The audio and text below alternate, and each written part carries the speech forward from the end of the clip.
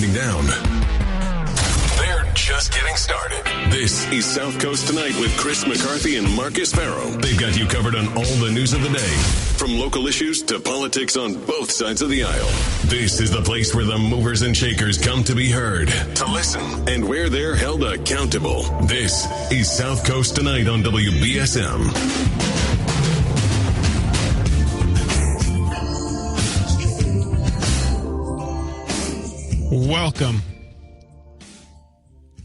Welcome to South Coast Tonight. I'm Marcus. Chris will be back tomorrow, but I have a guest to start the show.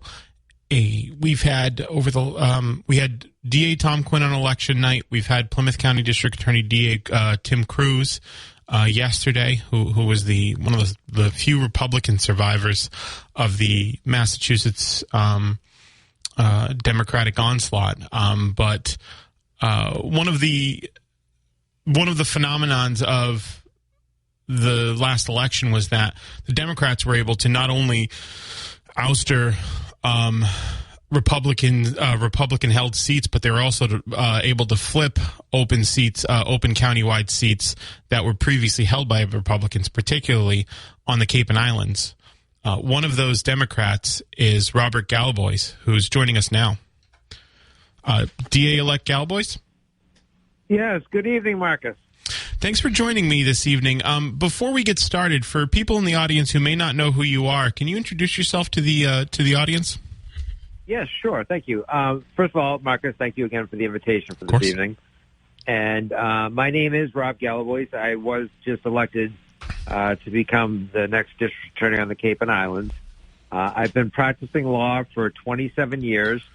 I was a former prosecutor, or I am a former prosecutor, for the Cape and Islands DA's office. I started back in the 90s, and I was there for a little over 5 years. And since then, I've been in private practice with a criminal defense practice, which carried me throughout all of Massachusetts and beyond to about a dozen other states. And I had the benefit, candidly, of practicing in all of the district courts throughout Bristol County and the Superior Courts. So that's basically my career in a nutshell. We're speaking with Cape and Islands DA-elect Robert Galibois. So it was a seat that was held by Michael O'Keefe, a Republican, for 20 years. Your opponent was one of his deputies, and I think ran with his endorsement, a Republican. How were you able to win that race? So it was really interesting. If you could excuse me just to give you a little bit of history on the office, because actually Bristol County plays into it. Great. The office was born basically out of the Chappaquiddick incident on Martha's Vineyard. Chappaquiddick incident involving Senator Kennedy occurred, Marcus, in July of 1969. Okay. And back then, the district attorney for the whole area was a gentleman last name Denise from New Bedford. Mm-hmm. Back at that time, the Cape and Islands was part of the South Coast District, if you will. Okay. So, as you might imagine, that type of case, the district attorney, he was getting hit pretty hard from both sides, with half the folks saying, "Hey, you're treating that case too seriously," and the other half saying you're treating it too lightly. So a gentleman from Mashpee named Phil Rollins saw an opportunity, and the election cycle was the following year in 1970. So Rollins throws his hat in the ring, he prevails, and the very first thing he does, Marcus, is he gets with his state legislators to carve out the Cape and Islands as its own district attorney's office. He's successful in those efforts, and in 1974, the Cape and Islands DA's office was born on the ballot. Wow. Rollins runs as a Republican. He wins. He carries it from 1974 all the way through 2002. And at that point, his longtime assistant, Mike O'Keefe, who had already been in the office about 20 years at that point, runs. He wins and carries 2022. So it's essentially been one administration under Republican control for 48 years. Wow. And I that's what I was taking on when I ran against them. That's really, I mean, that's really something. That's an interesting bit of history. I actually know one of the prosecutors on the Chappaquiddick case. Okay. So he doesn't talk about it much, but DA-elect Galibois, you what message were you able to present to the people of the Cape and Islands? It's typically a conservative, more conservative district, and you do have some Democratic electeds out there like Julian Sear and Dylan Fernandez, but for the most part, I mean, there was a Republican sheriff up until Donna Buckley was elected with you. There's a Republican DA. So how were you able to overcome 48 years of Republican control of that seat? Well, that's exactly what I leaned on. I leaned on the fact that they were in office for so long, and I talked about the complacency that has developed over nearly a half a century. As I was going up and down across the Cape and the Islands, nobody knew what the district attorney's office does. And most people didn't know anyone that worked there. Right. So I kept talking about the importance of community engagement in my campaign, and I came up with some specifics to, address community engagement, which resonated throughout the Cape and the Islands. So I talked about establishing a community coalition in each town and a community engagement officer that would be in our neighborhoods every day, reporting directly back to me. And I just kept driving home that message, and it worked. We're speaking with Cape and Islands DA-elect Rob Galibois. So when you assume office in January, what are some of the initiatives you're looking to take on? What are some of the changes you're looking to make as Cape and Islands DA? So a couple different things. I talked about this during my campaign. Over the course of 48 years, Marcus, there was never a woman as a first assistant. And several months ago, I announced that I would hire a woman as my first assistant. Now, she basically was behind the scenes in my campaign for a long time, but she was with us on election night. When it became clear that I was going to win, I literally got the nod from her in the audience, and I announced her, and she came up to the podium. You might know her, Marcus. Her name is Jessica Alumba. She's presently a prosecutor in Plymouth County, but she used to work in Bristol County, and she's going to be my first assistant.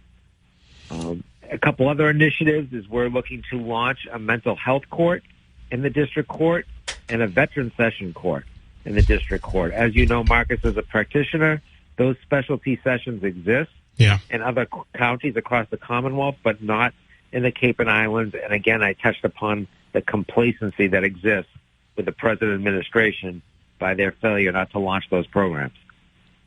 So, was my next question. So there's a lot of talk about when Democrats run for DA now, there's do not prosecute, people I think chide, do not prosecute list. I don't know if that was an initiative that you were taking on, but diversion I think is a really important component of prosecution. Like you said, I worked as a solo practice attorney for about 7 years, and being able to find an alternative to seeing a case through a traditional sentence, I think is very helpful by and large to making sure people, reducing the overall rate of recidivism. So how much of diversion is going to play into your prosecutorial philosophy in your first term? Well, it was kind of interesting. I put on the website when we launched in January to cut some attention about adult diversion. As you know, Marcus, that exists in, DA's offices across the Commonwealth. But sure. when I announced this in January, it was not a practice down here in the Cape and Islands District. So, lo and behold, a couple weeks after I announced it, I started learning of some cases in the adult session being diverted. And for a while, what I was understanding is many DA's offices, Marcus, would put a cap on the age that they would offer diversion in the adult session, and that cap was age 21 or 22. Wow. Yeah. And I try to be a logical person. Yeah. And, you could be in your later 20s, 30s, 40s, or 50s when you make your first oops in life. Mm-hmm. So I wasn't going to cap it at any particular age. I thought that was artificial. I won't. I'll still utilize the adult diversion program, I'm not going to cap it by any sort of age. And as you well know, it's like if the person charged with something, assuming it's a nonviolent matter, then I'm willing to talk to the person through counsel, of course, if necessary. And if we have a layer of confidence that this was an aberration, we're not going to see this person again, then I'm willing to talk to them about diversion. So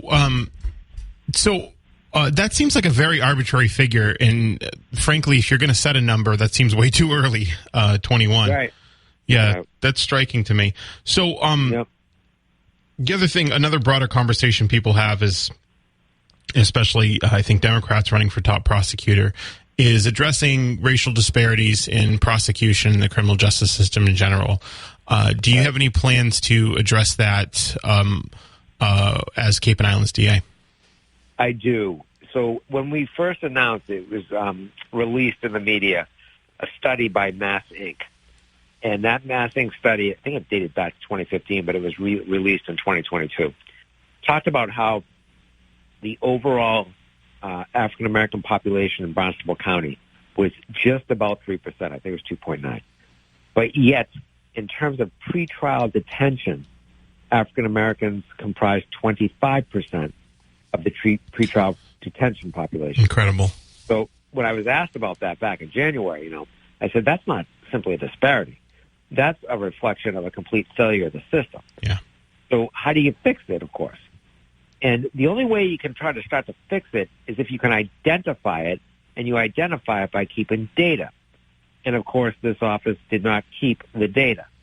So I talked about in trying to address racial disparities, my office will keep data so we can scrutinize ourselves with periodic reviews and, more importantly, be transparent about it, open it up to the public, share it with the public, so we can also be criticized, if criticism is necessary, as to what we're doing. We obviously want to apply a level hand across all communities. And, while it's nice for us to say, hey, we'll look at the data and we'll adjust our practices if necessary, it's important to make sure the public's part of that process, too. We're speaking with Cape and Islands District Attorney-elect Rob Galibois. So, one of you spoke about pretrial detention. One of the issues I just had DA Cruz on last night, and he's a supporter of the dangerousness bill. DA Quinn over here in Bristol County is also a supporter of the dangerousness bill as well. It's up on Beacon Hill. It was a legacy project of Charlie Baker's. I don't think he's going to get passed, but it's still probably going to come up again in the next legislative session. In fact, I think DA Cruz said it was something that he hopes the Mass DAs Association will lobby for. What is your position on the dangerousness bill? And for people who don't know, a request for a dangerousness hearing is basically to request somebody be held without bail for a period, I think, of 120 days district court, 180 days superior court. So what's your position on that proposed law? My understanding is that's how the law is right now. And candidly, Marcus, I need to refresh what the sought-after changes are. I do know there was proposed legislation. Candidly, I cannot remember, as I'm sitting here talking to you, what the additions were. It might have been, I'm not 100% on this, it might have been something like being detained as a danger throughout the pendency of the case, as opposed to those dates. Well, essentially, what the law is to try to expand the list of offenses that a DA or an ADA, I guess, could request a dangerousness hearing. Now, I mean, that even just requesting the hearing can put somebody in jail for 3 days. But I understand that there's probably some crimes that don't fall under the umbrella of dangerousness that probably should be. But I guess the better question is, what is your as the DA's office? You're going to be in the business of requesting bails and requesting dangerousness hearings, right? I imagine that DA O'Keefe's office had a more stringent view on how what types of sentences, what types of bails, what types of cases get dangerousness hearings. What's your view on pretrial requests for bail and pretrial detention? How is that going to change under you? So in terms of, and this was on my website, and there was several discussions throughout the course of the campaign, I've indicated where it's, a non-violent felony that's not that does not involve public safety. We wouldn't be seeking cash bail. Okay. And that's equivalent, essentially, to the federal system. I had a healthy federal practice as well, and you don't have a cash bail system in the federal system. You're either released on conditions or you're held without bail, depending on the severity, of course. So I am a big proponent of conditions of release. I think that is a great way to start trying to encourage people to conform their behavior. Of course, it's about, making sure they return to court for their court dates. But it has that impact or effect of also getting them to conform their behavior to societal norms. So there's that benefit, of course. We both know, Marcus, those that, subject themselves to a very powerful weapon, and that's the dangerousness hearing. Those types of cases are lesser. The overwhelming majority of cases that arrive in our district court, when I say overwhelming majority, I'm talking more than 80%, wouldn't qualify for a dangerousness type of hearing. Right. Unfortunately, there is a particular population that, harbors some evil intent, and that's just a reality. Yeah. So on those types of occasions, then yes, you should break out that very powerful tool a DA has as an option with a dangerousness hearing. But it certainly should not be the practice, and should only be used on I'd say case-by-case basis, but it's a very small percentage. We're speaking with Robert Galibois. He was just elected to be the Cape and Islands DA, a seat that was held by Republicans for 48 years, and he'll be the first Democrat to hold the office.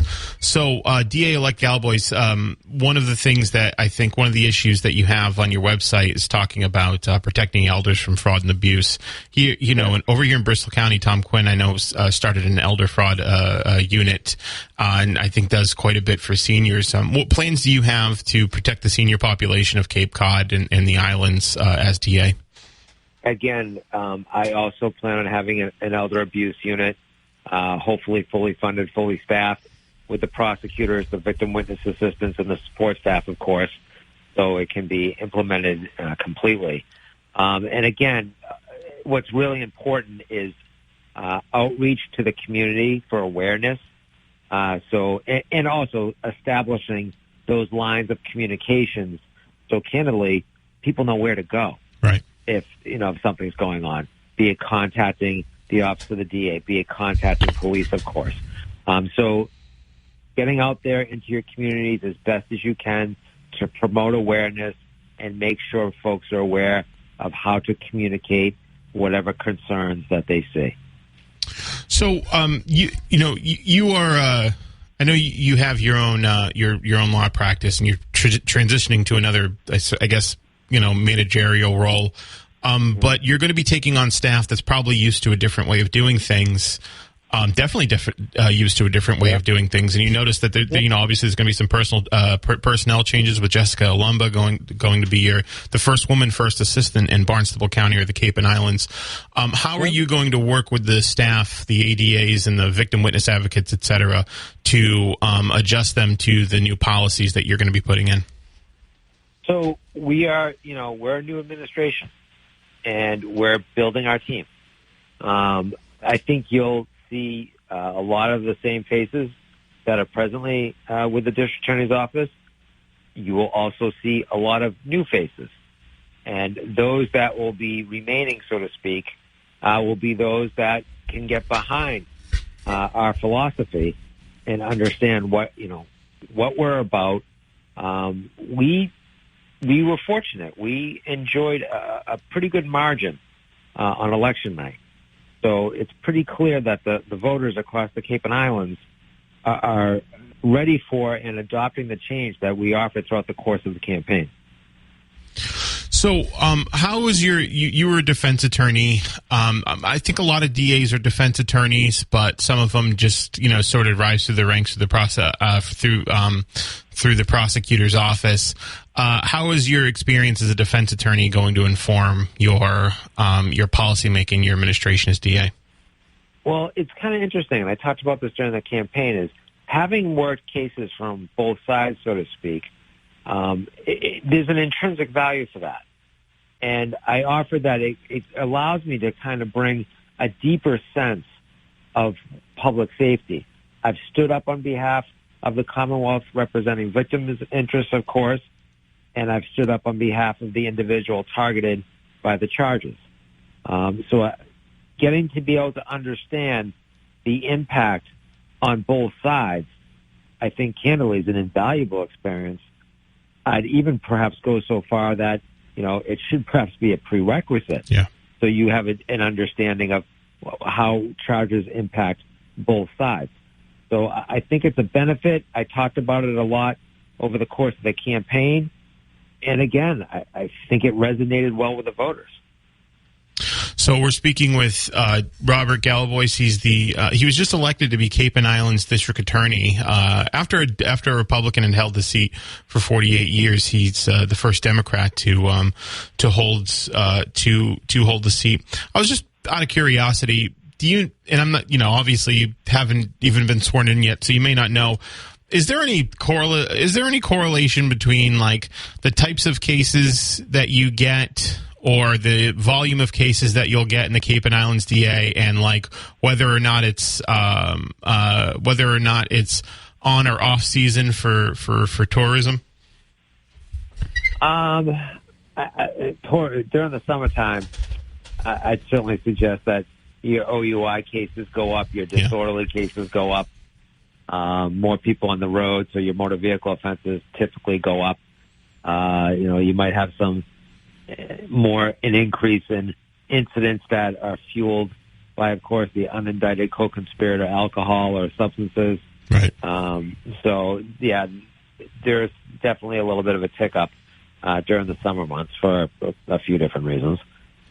So we're speaking with Cape and Islands DA-elect Robert Galibois. Mr. Galibois, I appreciate you coming on the program. I look forward to you joining us as your first term continues to talk about some of the work that you're doing over on the Cape and Islands. Before I let you go, is there anything else that you want to leave the audience with?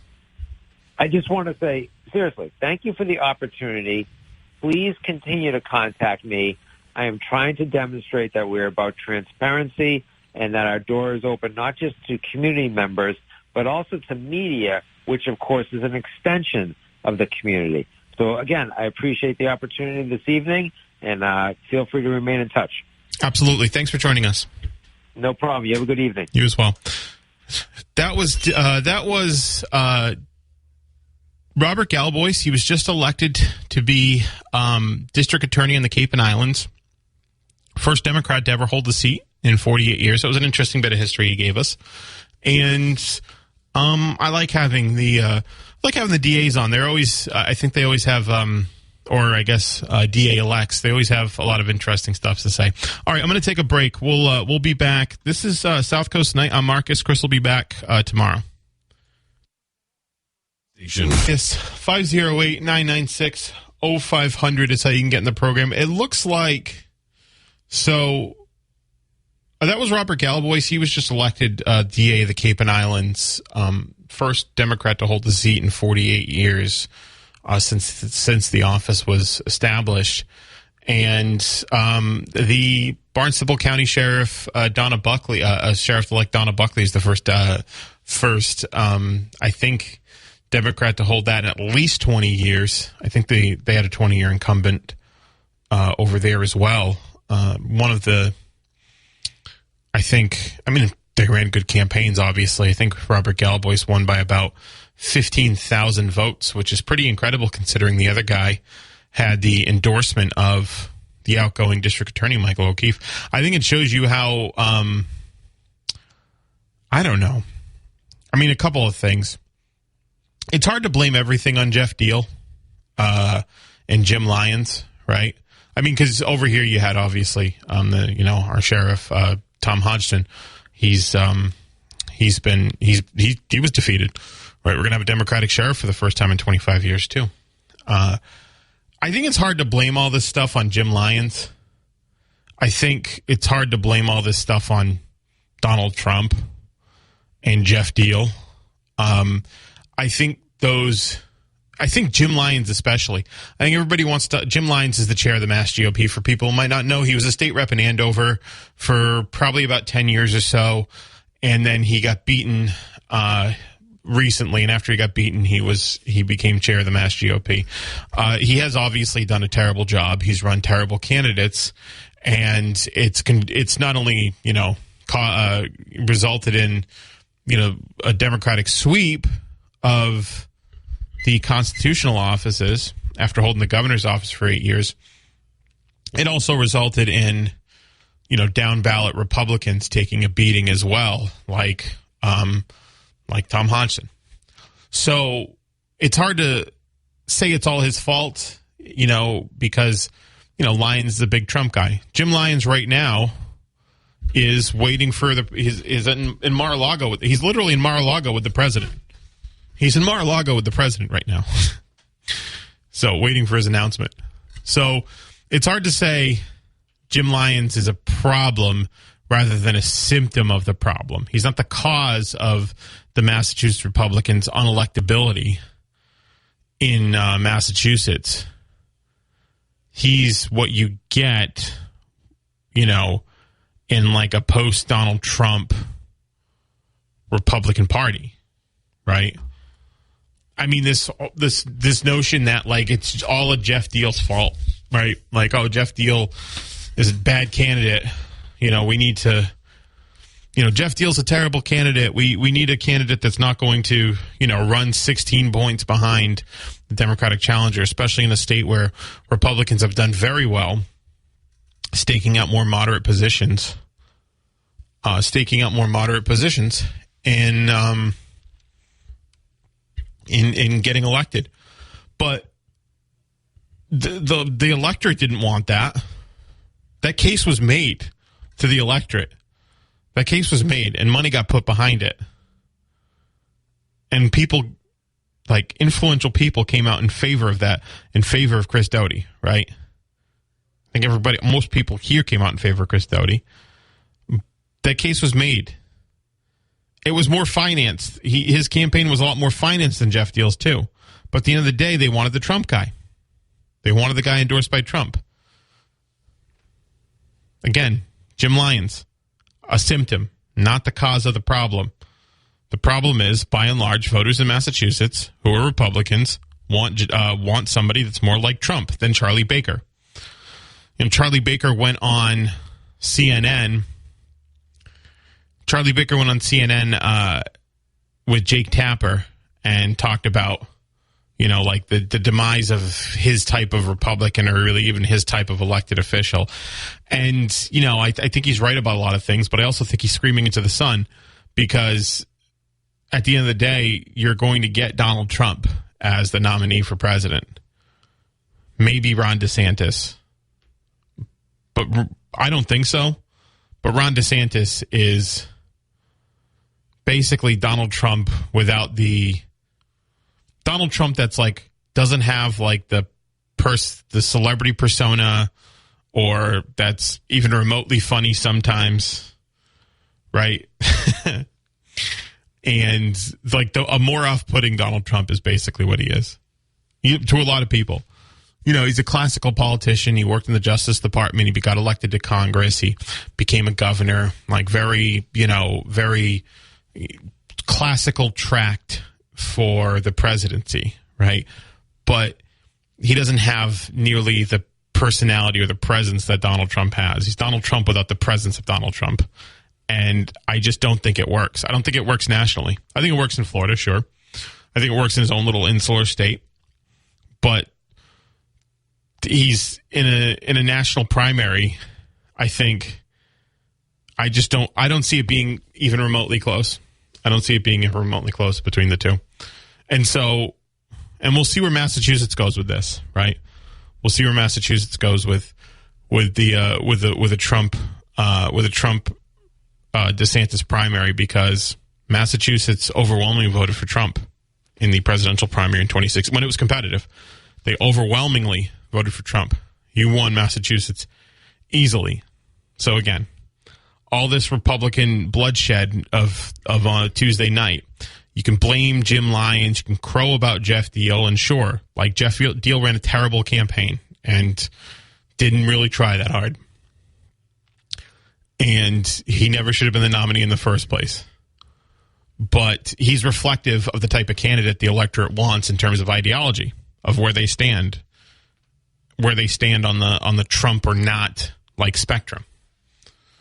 And that's like the grim reality I think a lot of Republicans are going to have to face in Massachusetts if they want to get elected. They have to completely separate and disabuse themselves of anything having to do with Donald Trump. And people especially don't like if Massachusetts is going to elect Republicans, they're going to elect people that are more moderate technocrats. They're not going to elect culture warriors, right? Who are going to crow about CRT and CRT and transgender issues. That's just not the type of Republican that's going to be electable here. And really most places. I mean, look at the midterms. 508-996-0500. Let's take a break. 1420 WBSM, where freedom of speech lives. Your voice heard right now on South Coast Tonight. Call 508-996-0500 or send an app chat message on the WBSM app. Now, back to Chris and Marcus. So, by the way, Tim was at Oh My Dog, which is a hot dog place on Acushnet Ave earlier today. He was broadcasting live from there. Scott Pemberton owns that place. He just started it. Scott Pemberton was a former candidate for city council at large and a really nice guy. And so he was there, and I'm like, I've heard great things about this place. I got to go try it. So I went to Oh My Dog on Acushnet Ave, and I got to tell you, it's really, really good. Interesting spin on hot dogs. I had the breakfast dog, which is like corned beef hash and egg on a hot dog. All beef hot dogs, by the way. All beef hot dogs. That's what he goes with. So you're not getting any of the weird stuff that you usually get in hot dogs. All beef. And I had a breakfast dog. I had a street corn dog. I met a listener named Donna. So it's always cool to meet listeners. 508-996-0500. Good evening. Good evening, my friend. How are we doing? Good. Again, back to Donald Trump, and I don't want to spend too much time on him, but I think he's doing a good job in destroying the Republican Party in Massachusetts, and a good job at doing it maybe around the country as well. Yeah, I mean, again, it's all about him, It is all about him, but the Republicans have kind of made it about him, right? Like every central issue that they have is about Donald Trump. Yeah. Like it's all like election, let's curb election fraud. That's about him losing, right? Yep. Well, again, it's like, I'm an independent, and I could vote for Charlie Baker, but I could not vote for Donald Trump. I could probably even vote for the governor of Florida there. What's his name again? Ron DeSantis. He's the same guy. Yeah. He's just less rude. Yeah, he's the same exactly. guy. The rudeness, and it's all about me and not the Constitution and not helping the country first and everything. That's another thing. So he's doing a good job in destroying your loyal opposition, Marcus. So you'll have control over things in Massachusetts for a while.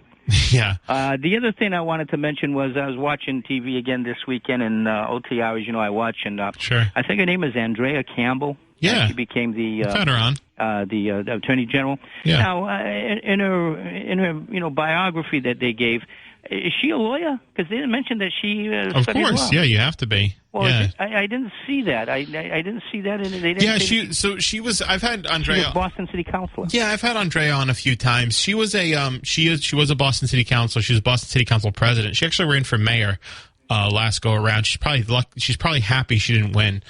Because I think this is a much better job. Yeah. But she was a general counsel for. I think she worked in Deval Patrick. She worked as an attorney for Deval Patrick and his gubernatorial administration. And she worked, I think, at various like big nonprofits and NGOs. So she's an attorney and a pretty experienced one. Again, in her biographical makeup, they didn't list the fact that she got a Juris Doctor from wherever. I was wondering, because I think, like, even the Supreme Court, I don't think constitutionally you have to be a lawyer. For the Supreme Court, there is no requirement in the Constitution that you be a lawyer. That's correct. So that was because the Constitution was written, however many years ago before that was a thing. But I know some of those courtrooms in Europe, I think they have two judges, and sometimes they have one just regular person there, I think that's part of the makeup. I think you can be an administrative judge without being a lawyer as well, administratively. Yeah. But I mean, you're not going to get a Supreme Court justice that's not a lawyer. Not in this country, no.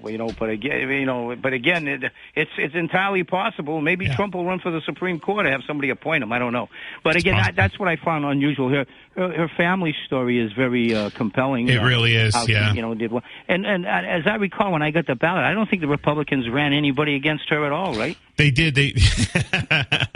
That's funny. So they basically didn't, right? Yeah. So they did. They ran Jay McMahon, but the fact that you didn't, the fact that you said that is a reflection on him. Yeah. As running a poor campaign. Yeah, he was on your show, wasn't he? He was on my show. Yeah, but that just shows you how he was on the show. Yeah. But he was on the ballot. He ran twice against Maura Healey and.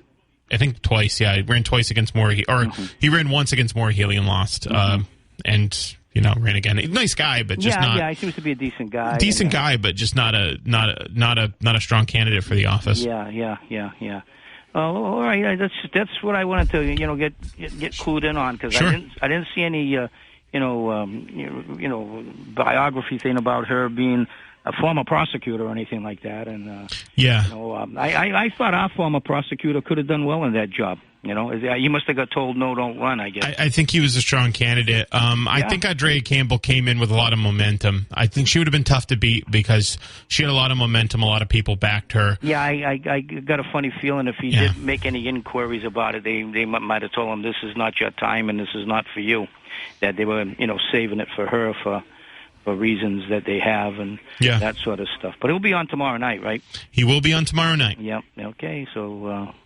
I kind of feel if he didn't get told, to stay away, he got cold feet. I thought that's where he was going to go. I think he could have. He's a former prosecutor. I think he could have. He had a strong resume for it. He's a mayor of a city, so he's got administrative experience. He was a assistant U.S. attorney for a long time. He could have absolutely been a candidate for that job, and I think a pretty strong one. A double Harvard graduate, I think he could have been a strong candidate for that job. But ultimately, he must have got told to back off, or he got cold feet, one or the other. I don't know which it is, but because again, if you're looking at someone and they say, "Well, I'm a former U.S. Prosecutor," that's pretty strong, and that's to me, you want a powerful person like that in there who's going to, go after these bad guys. Hey, listen, I got to take this break, but if you want to call back, all right, thank you. Let me speak for a while. Okay? Absolutely, yeah. I gotta take this break, but we got open phone lines for the rest of the show, so call back, please.